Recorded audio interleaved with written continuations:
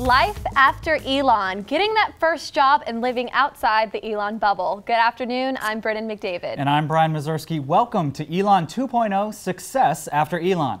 Homecoming is the perfect time for students to talk with successful Elon alums and learn the do's and don'ts of landing that first job. Today we are here in Studio B of the School of Communications with some of Elon's best and brightest alumni. They are here to give us career advice and tell us what we need to know about transitioning from Elon to the real world. Here's how the show is going to work. We will have 4 different panels, each based on a specific career path. Each group will have the opportunity to answer questions from us here in the studio and others from students around campus. We are asking the panel members to keep their answers short, but we're eager to hear what they have to say. Well, let's get started. To kick things off, we are going to begin with our broadcast journalism panel. Hey guys. Hey, how you doing? Hi. Okay, so first we have Mackenzie Ames. Ames works locally, coming to us from Greensboro, North Carolina, where she is an associate video producer at Pace Communications. Everybody say hi to Mackenzie.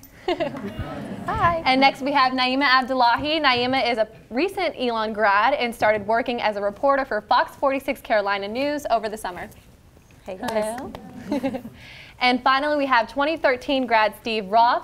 Steve is working as a news producer in Wilmington, North Carolina. Okay, so first, can the three of you tell us a little bit more about your positions and your day-to-day life on the job? We'll start with you, Mackenzie.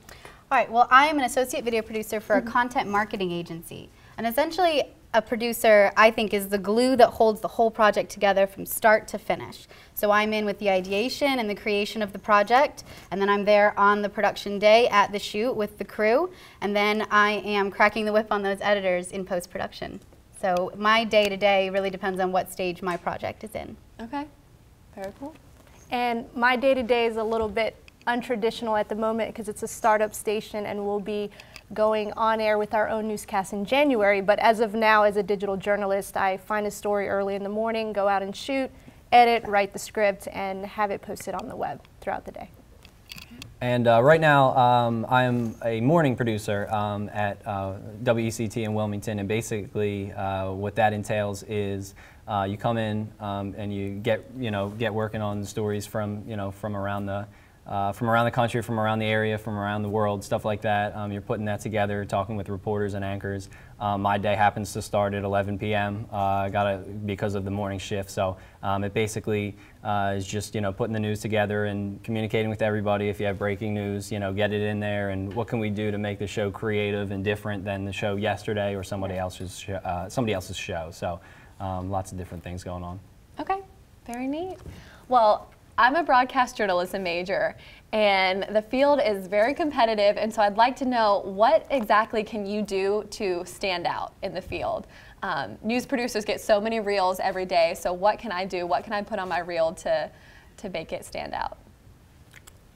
I know that I have recently had to go through applications for internships, and the things that make a resume stand out to me is work experience and doing things like, I know here at Elon you have ELN and other organizations that show that you are really, really passionate, and even spending your free time not in class working toward that passion. It's going to show me that you're going to work hard for me. Okay. And for me, I would say in your montage, in your demo reel, just to have different representations of different types of news, but most importantly, just be yourself. Someone doesn't want to hear someone saying, I am standing live outside of the sheriff's office where blah, blah, blah happened. Many people think that you have to fit a certain voice, a certain delivery, but people will remember you if you're yourself because there's only one you. Do you remember one story from your reel that kind of made you stand out? A story that I shot on the iPad, it was just for experimentation, just went out, shot a whole story on the, sorry, not the iPad, but the iPhone. But what I did was I used one of the big cameras for audio purposes. So I was recording on a real camera, but I was also recording on the iPhone, and I just used the video footage from the iPhone and got the audio from the other camera and just made it out of that. But yeah. Yeah, wow. Steve? Is it the question about resumes, reels, or both, or is it a combination? I want to try to get a good answer here. Are you asking about resumes? Combination. I was thinking reels personally, okay. just because. With reels, and I, being a producer, I didn't do on camera stuff, or I didn't do on camera stuff that I put in the reel. But basically, you know, just like Naima said, being yourself and being creative and, you know, doing your own thing, I think is important in any, whether it's communications, producing, you know, reporting, or you're a business kid or whatever it is. I think that, you know, being creative on something like that is important. You know, other than that, you know, you just want to make sure that it's your, you know, I don't know, it's not going to sound too good, but your strongest stuff, obviously, you know, first on a reel, and you want to make it stand out by doing whatever you can. I know that's not a great answer, but, you know, at the end of the day, you just want to make it creative and sort of do you. Okay. All right, and our next question comes from Elon Jr. Jasmine Turner. Let's take a look.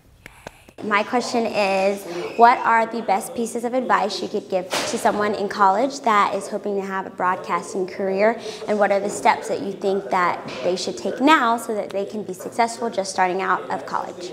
I can answer that first if you want. Okay, sure. One thing that's important in, and I'll give two things and then I'll be quiet so other people can talk. One of the things is we tend to, you know, at a lot of colleges or you know, schools, there tends to be a lot of pressure to do stuff right away. And, you know, you're a freshman, hey, you get started right away, make sure you're, you know, heavily involved right away. I would say one thing is do you. So sort of wait until, you know, you feel comfortable getting involved with things, but that's certainly important, is to get involved with things. You want to make sure that you're comfortable, and, you know, take a look at what ELN or whatever, you know, the other organizations or different things that you're doing, take a look at those and how they work, and then get involved. And the other thing that I would say is to do a lot of different things. I was actually in front of the camera at this time last year. I was a reporter, and I had never produced in my life. That was the same as in January of this year. So, you know, change what you're doing, you know, try some different things out. I did sports for the first 2 or 3 years I was here. I haven't done sports in the last year, you know.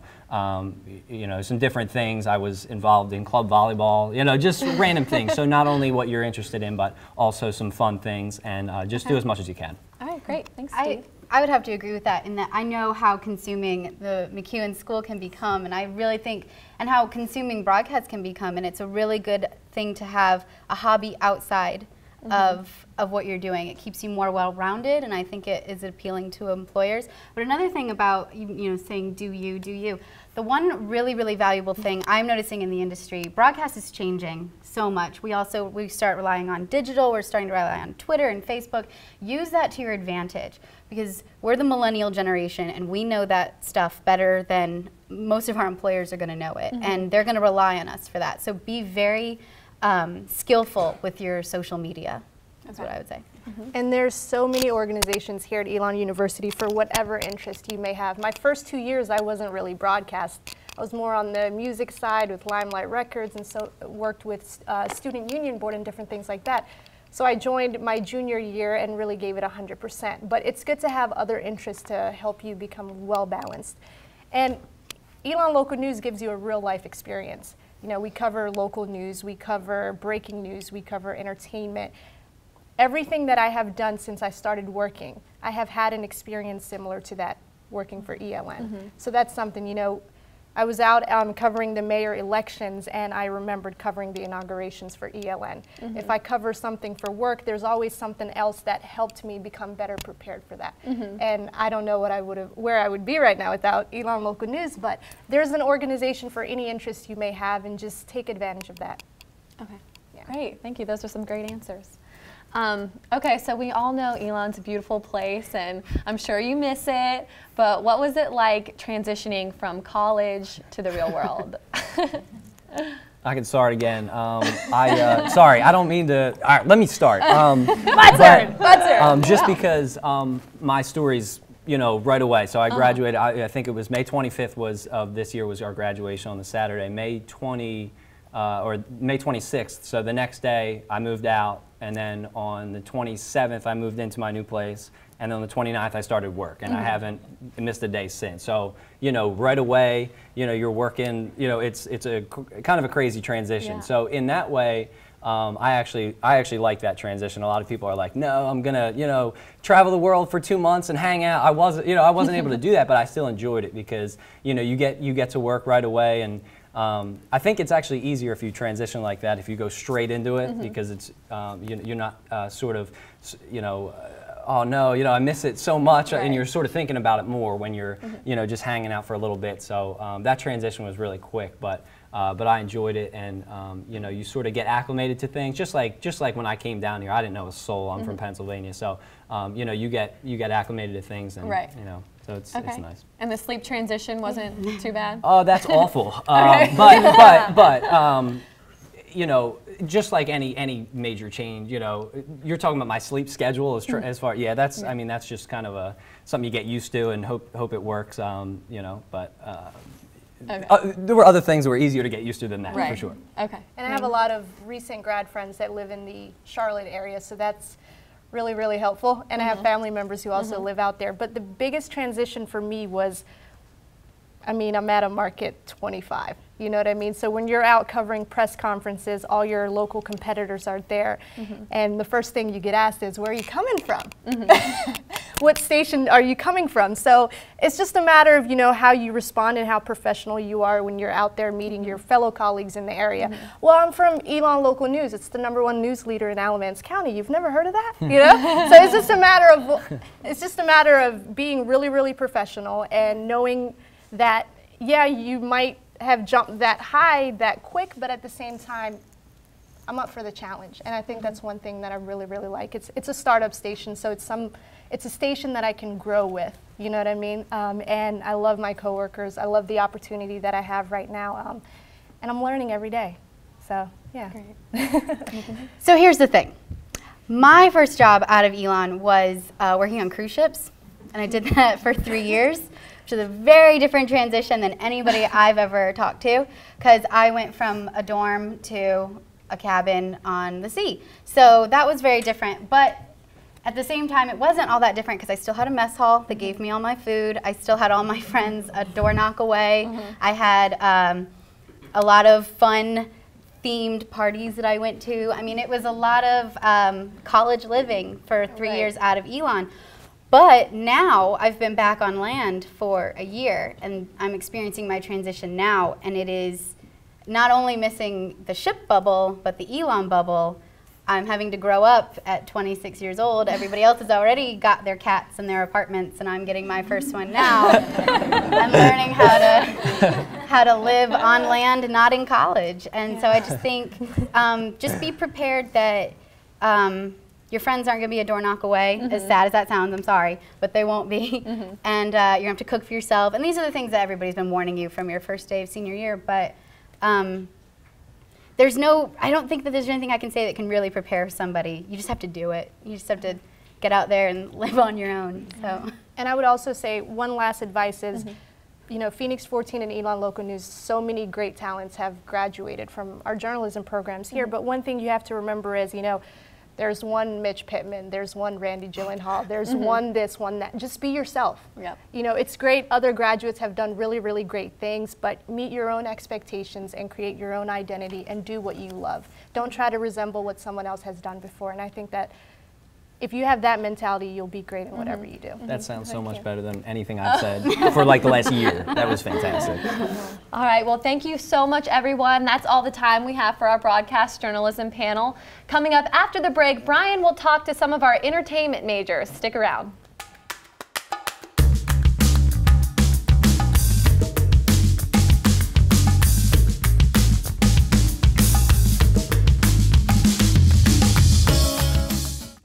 Here's your check.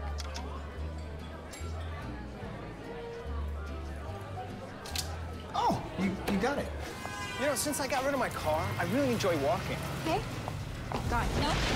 Getting pulled over for buzz driving could cost you around $10,000 in fines, legal fees, and increased insurance rates.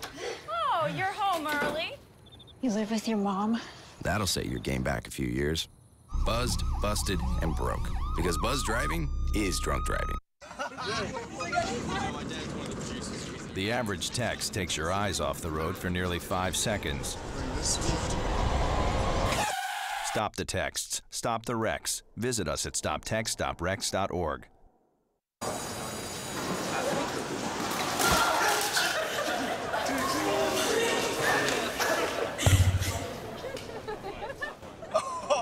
That's low. That's low. That's low. Look, he's blushing.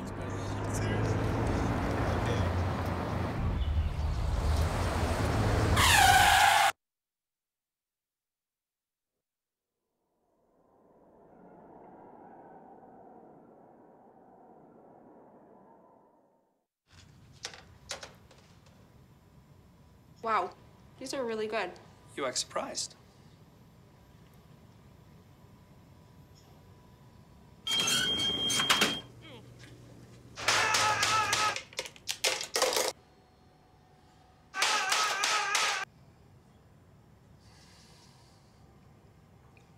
Practice makes perfect. You don't have to be perfect to be a perfect parent. There are thousands of teens in foster care who don't need perfection. They need you. RBIs and 36 homers. Swings at the first pitch and fouls it deep back into the stands. Chill raw and prepared foods promptly. 1 in 6 Americans will get sick from food poisoning this year. Check your steps at foodsafety.gov.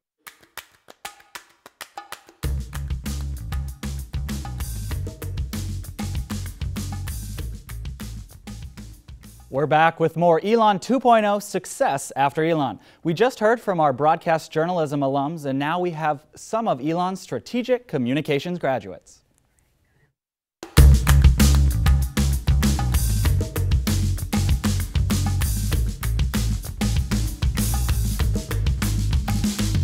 See, we have Nicole Allen, who is the Senior Advisor for Public Affairs for the U.S. Department of State.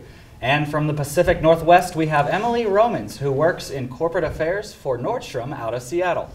Next up, Chelsea Piabati. Chelsea currently works in media relations, America's Mart in Atlanta. And finally, we have Katie Zach, an 04 graduate. Zach is the Vice President at Engage Brand Strategy in Charlotte, North Carolina. Thank you for being here with us today. If we jump right into the questions, I first want to ask, if we go back to the day you first applied for jobs and got into the field, what sort of materials and items did you put together to present yourself effectively? Want to start here? Yeah, it's been a while since it was my first job being an 04 grad, but I actually jumped into public relations through an admin position, to be honest. I knew I wanted to be in PR. I knew I wanted to be in Chicago, be in a big market, and got my first position with Golan Harris. Portfolio, everything that you would expect from a graduate, and everything you've probably heard, time and time again here at Elon. But having all those newspaper clippings, media relations examples, which is a big thing getting into PRs. How can you demonstrate that you're able to connect with the media and bring them a story that really makes sense? So really building that portfolio, probably the best advice. Nicole?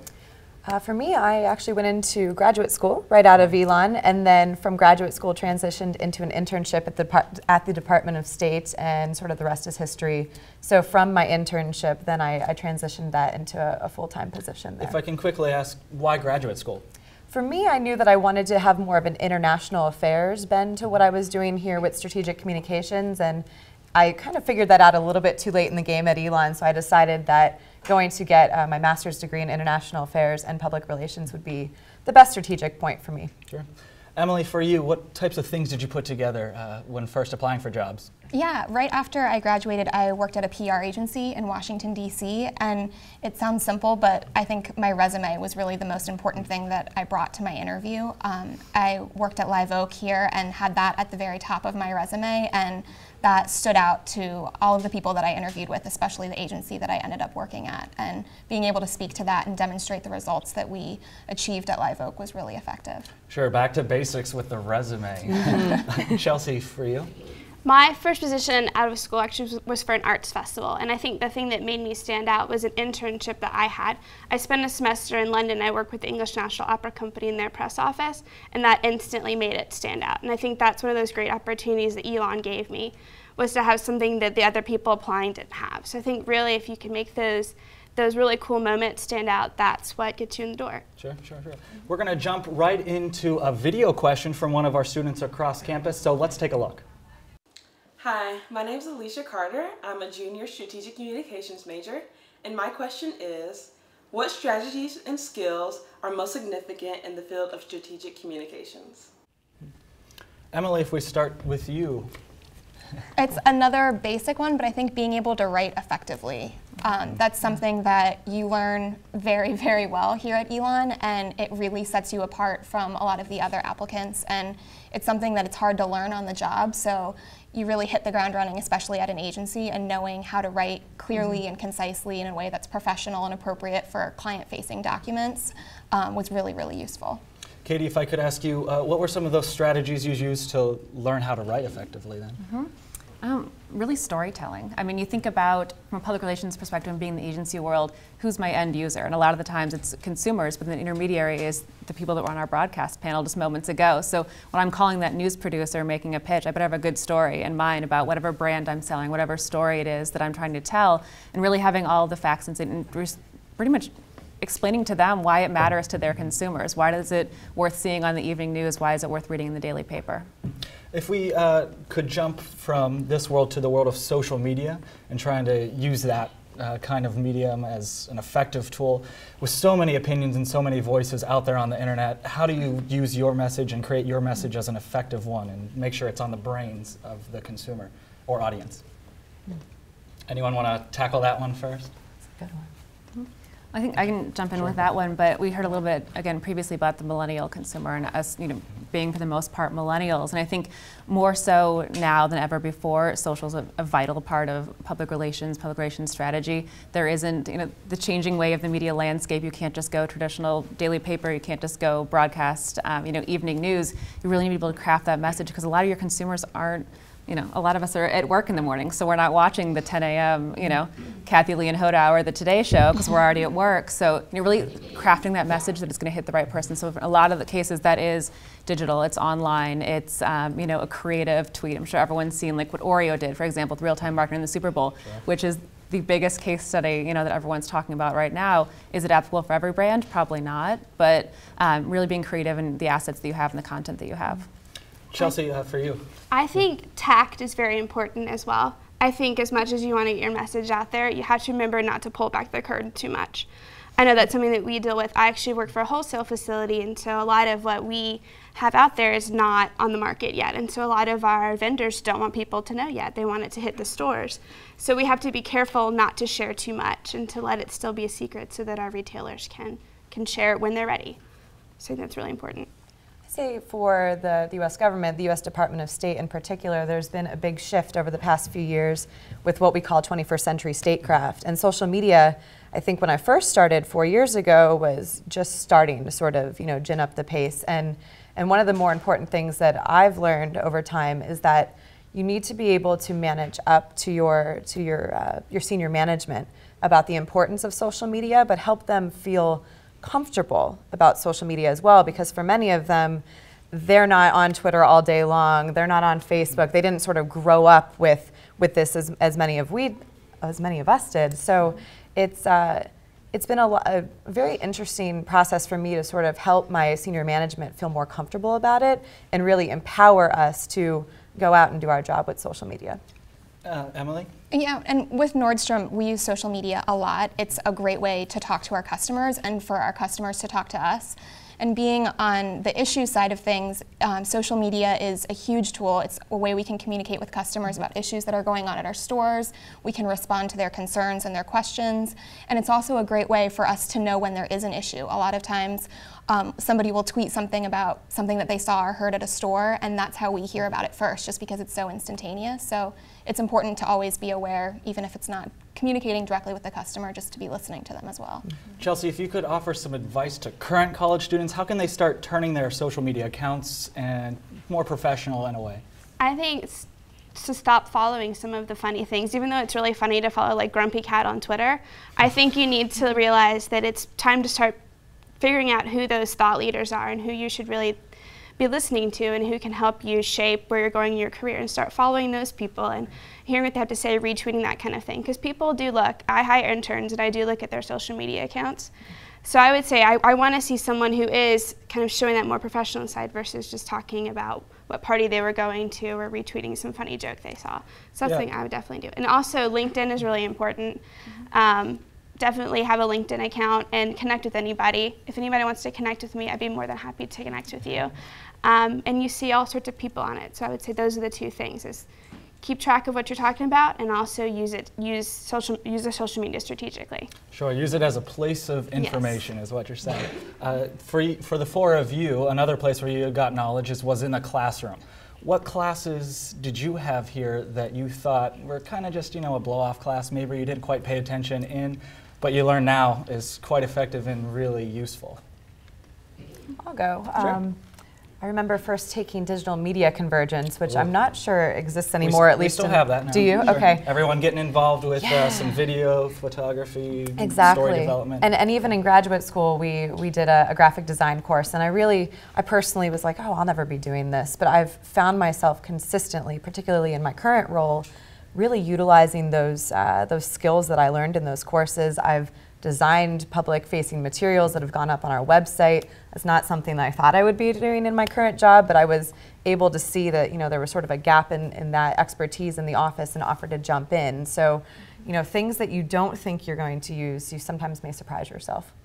I would totally agree with the graphic design. I think there's been those last-minute deadlines, those new business pitches that the designers are all booked, and you can't get anybody to finish your presentation for you. But you're like, oh, I remember how to do this, this, and this, and can make something look good and pull it together. So really just expanding your expertise and your set. Yeah, I would agree with that as well. Even if you're not necessarily creating the graphics, you're working with graphic designers, and it's really helpful to be able to speak their language. You might not be creating the video, but understanding what the process is really useful to help managing that process. It gives you more credibility when you're talking to them. Yeah, it's nice to know some of the words, and they always seem a little bit impressed. They do. I would also say pay attention to your classes outside of the School of Communications. As strategic relations, we're all about making connections and that sort of thing. And so if you can pull out that random thing that you learned in your astronomy class and connect with someone, that might get a story placed or that might lead to another relationship. So even though they're not your School of Communications classes, I think it's important to pay attention in your classes across the board. I think it's a great point, especially at the business school. I was a business administration minor at Elon, and I think now more so than ever in my career interacting with people more in that the C-suite level, your brand marketers, people that really speak that language and that are looking at you to drive public relations results that impact their business. So for example, I work on Bacardi right now, so moving cases of Bacardi is my goal, and that's how public relations really proves beneficial for them. The splashy media placements are great, but at the end of the day, their goal is to move products. That's what my goal needs to be as well, to be able to speak their language a little bit more. Katie, Nicole, Emily, and Chelsea, I thank you for being here representing the Strategic Communications majors. When we come back, Brennan will be back with the Print and Online Journalism majors.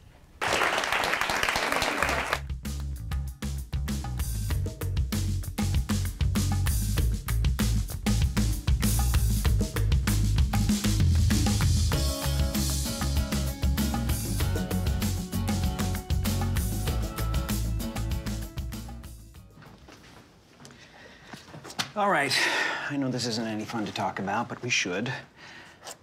Okay, so who's gonna do what? I'll pack the dead batteries. Great.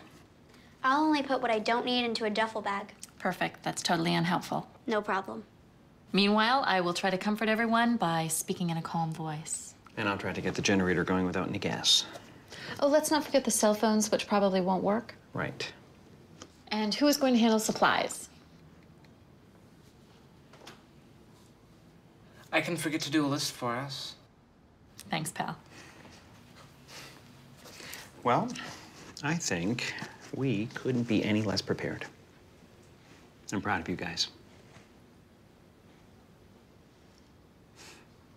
Talk to your kids about who to call, where to meet, what to pack. Visit ready.gov/kids for tips and information. You sure you don't want some? It's chamomile.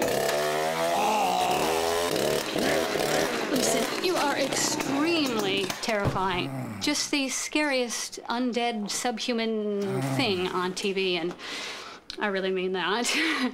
But I am worried that you could give my kids nightmares if they see you, so I'm gonna have to block you.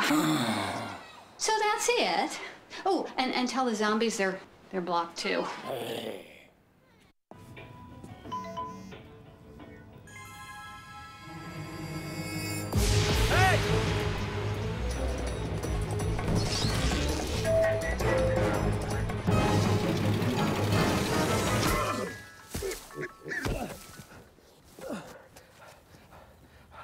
So, same time next week? Well, of course. Put away a few bucks, feel like $1 million. For free tips to help you save, go to Feed the Pig.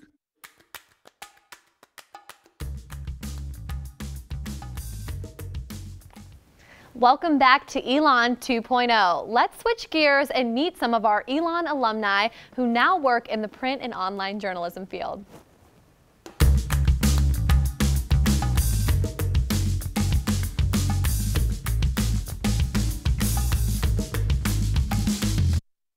Hollywood. And next we have Rachel Southmaid. Southmaid is a recent Elon grad and works as an education reporter at the Herald.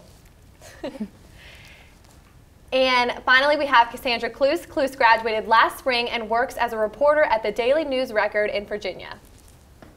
Okay, so first, can each of you tell us a little bit about your jobs and the specifics of your positions?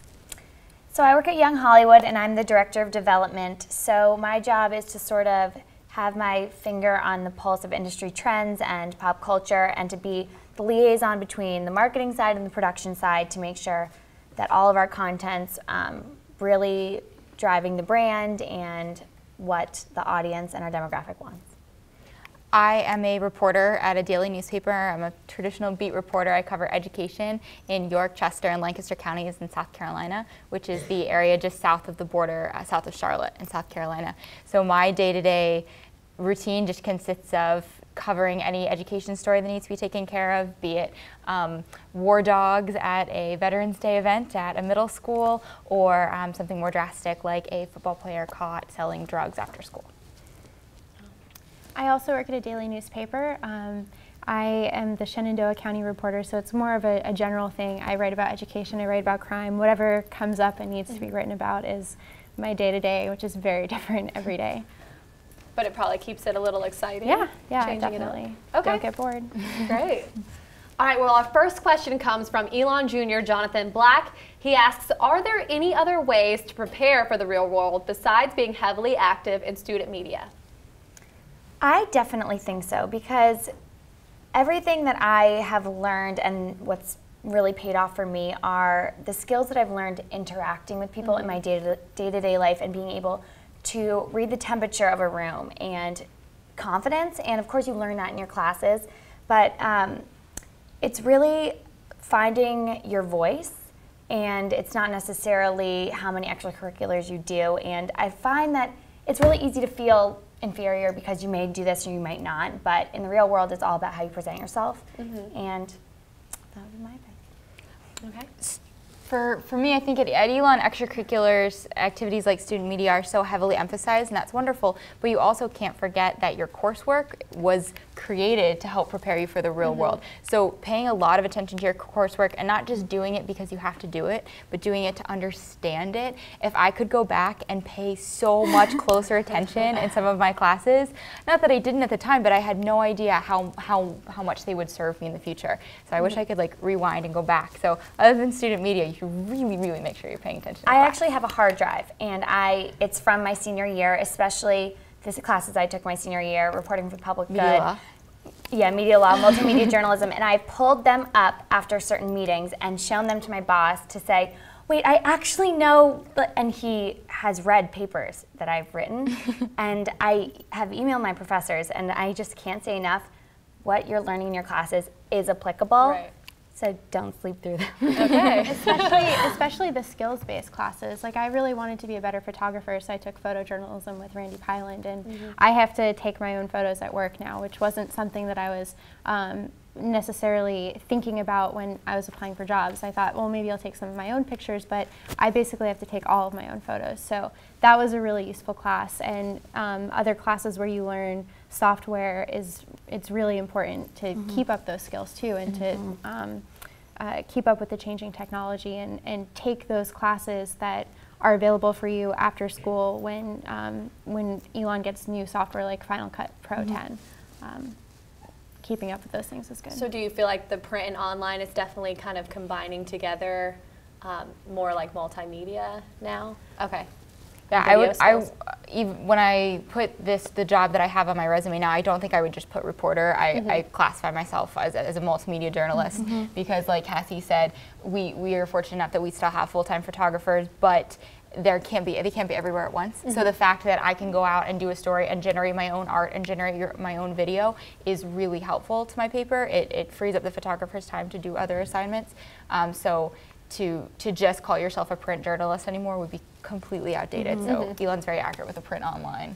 So for my portfolio, when I was applying for the job that I have now, I have articles from the Pendulum from when I was working at Student Media here, from previous internships, from other things that I've done. But then I also have some full-size photos, and it's not always cheap to get really nice printouts of those kinds of things, but they look really impressive. And if you know how to edit on Photoshop and make them look really good, and you can say, hey, look, I can do this kind of thing too, it's an added bonus, and it makes your boss feel, or your prospective boss, that you're a good fit for the job, and you can handle what's thrown at you when there are unexpected things.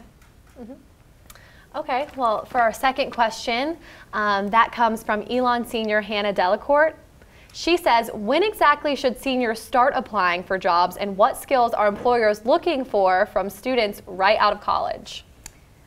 I look at most of the resumes that come through Young Hollywood, and we get a lot of people who just want to meet celebrities, and they just want to like be in LA, and I click delete so quickly. But people who have, a link to send me with work that they've done, and especially internships, I hire a lot of Elon interns because that's what they have, and a lot of schools don't equip you with those materials. So what I'm looking for is, first of all, someone who's not cheesy, because I think cover letters and resumes can come off really, really cheesy. But when there's an authenticity to it, and if you're quirky, show that you're quirky. If you're, not funny, don't try and be funny, but just to really, really be yourself. I know you really said that before. But I'm looking for something tangible, because a cover letter can only go so far. As far as the timeline goes, I don't think it's ever too early to actually start applying for jobs and internships. I was fortunate enough that I applied for my job in January and got the offer in March before graduation. So I was really lucky. And but the thing is, when I did that application, I never expected to get the job. I just wanted an interview. I wanted the interview so I could practice for a few months down the road when I thought it would be more reasonable. So just because it's only fall now and it's not quite time yet to be thinking about internships or even jobs for after graduation, it's never too early to start looking, start contacting people, start doing those informational interviews that they tell you to do so much. So it's never too early as far as the timeline is concerned. There's a great website called journalismjobs.com, and I'm sure a lot of the journalism people here know about it, and if they don't, they should. Because you can see every day the new jobs that are being posted, and so even if you're not looking to apply right now, you can look and see what they're looking for and an applicant. And so I would agree that there's never a too early time to apply, because a lot of newspapers and news organizations in general seem to hire very quickly because they need to fill a spot.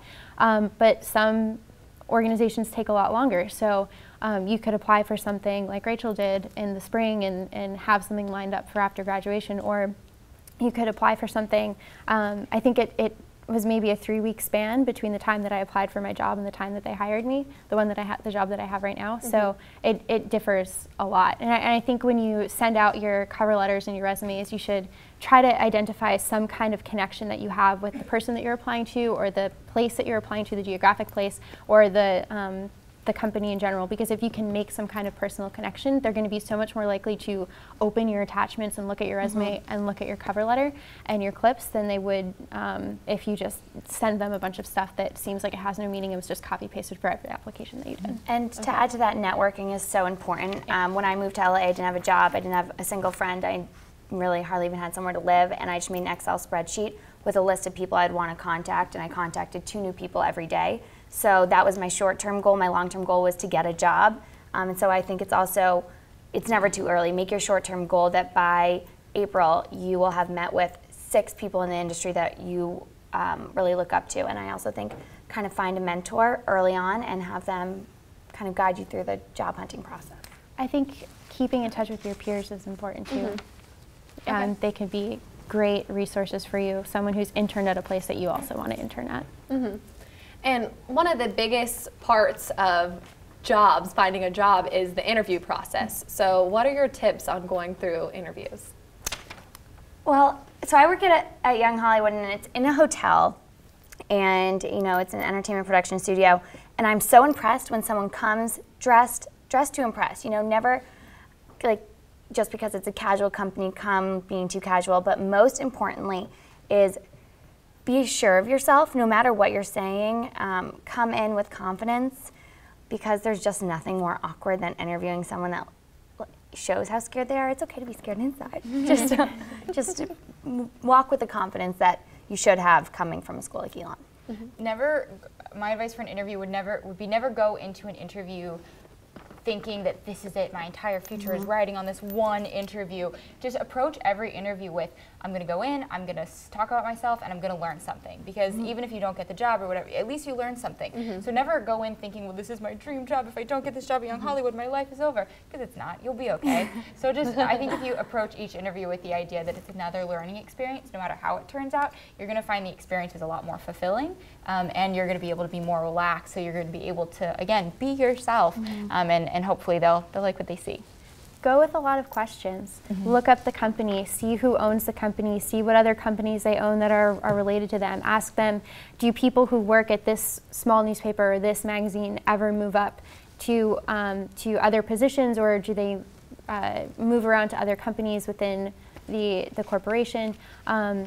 Ask questions about the daily life of the employees, and sit down with someone who works there aside from the person that's interviewing you. Get coffee with them afterwards, because they'll tell you a lot more about the job than the person who's trying to hire you and trying to entice you to come here. So you want the kind of the details that aren't in that job description that looks really fancy online. The great thing about being a journalism major is we spend our lives interviewing people. So when you're at the other end of it, just pretend it's an interview. Because it is. That's a good point. Well, thank y'all for joining us. That's all the time we have for our print and online journalism alums. But stick around, because when we come back, Brian will talk to our entertainment majors.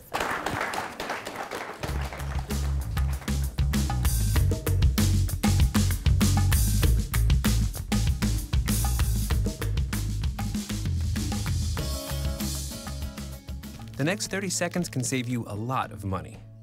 Just do your laundry in cold and stick to full loads. Auto-sleep your computers. Plug your gadgets in a power strip and switch it off when you're done. Headed out? Turn back your thermostat by 10 degrees. And drive sensibly. The more energy you save, the more money you save. Find other great tips at energysaver.gov. Take a look under your bed. Find stuff under there? What about jobs? No? Now try your closet. Still no jobs, just more stuff? Well, you really have both. See, stuff is defined as household articles considered as a group. Sometimes this stuff is no longer needed. Wait, no longer needed? That can't be right. Because remember those jobs you were looking for? Those are really needed. And they're the stuff inside your stuff. Our job is to unlock those jobs. And it starts when you donate your stuff to your local Goodwill. Here's how we do it. When you donate to Goodwill, we sell your stuff to provide job training for people right here in your community. So just by teaming up with Goodwill, you help create jobs. And isn't that worth parting with the leftover keytar from your 80s cover band? Goodwill. Donate stuff, create jobs.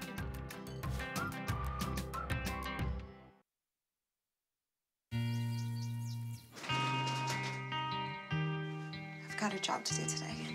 I've got a job to do today.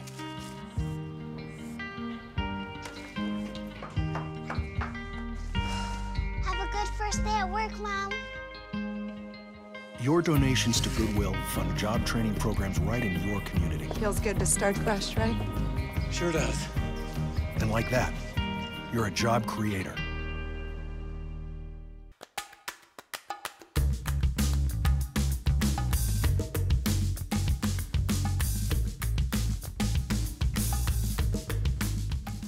We're back with more Elon 2.0 success after Elon. We just heard from our print and online journalism majors, and now we have some of Elon's media arts and entertainment and cinema graduates.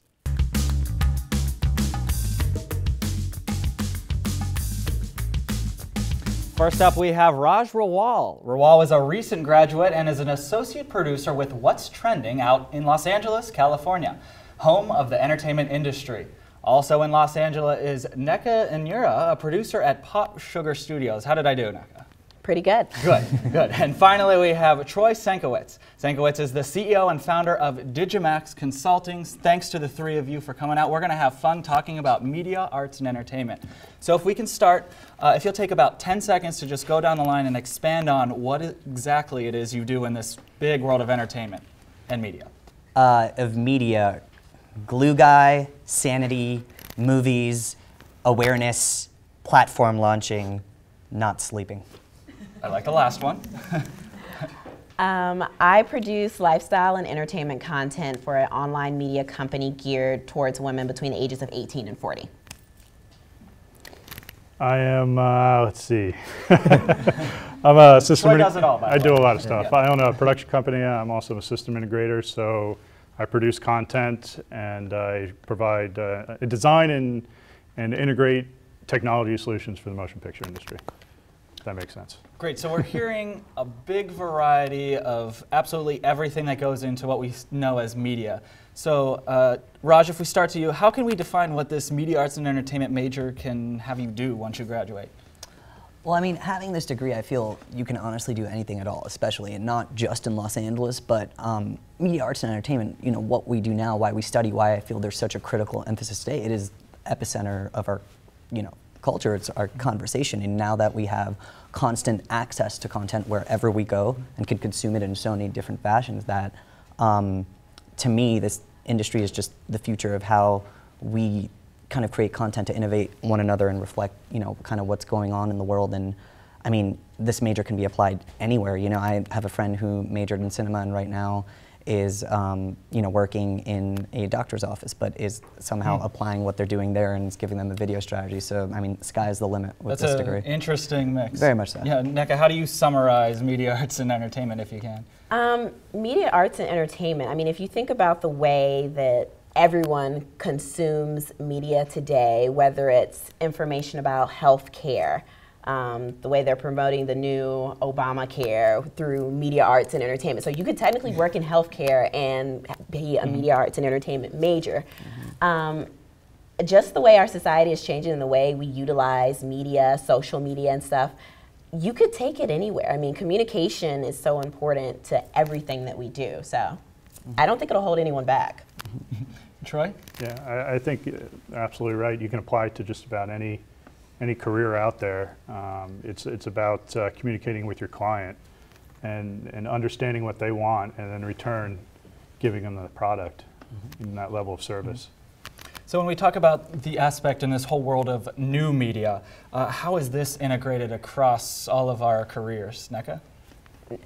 Particularly with my company, we're primarily an online media company, and we work with brands to create an audience and a space for them on the web. So Starbucks, Levi's, we do web content and short webisodes for them because a lot of people are consuming their media not just on television, not radio anymore. They're on the web. We spend the majority of our time online now. So everywhere you go, people are thinking, how can we utilize new media? How can we tap into our audience? Because that's where they are. Troy, if I could jump to you and maybe you can talk a little bit about this world.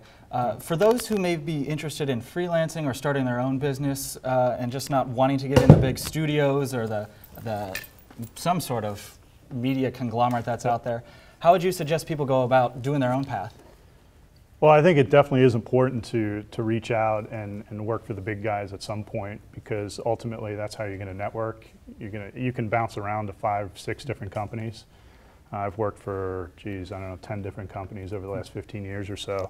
But it's through those relationships that I've developed that I'm able to freelance and consult for just about every studio out there in Hollywood or around the world, really.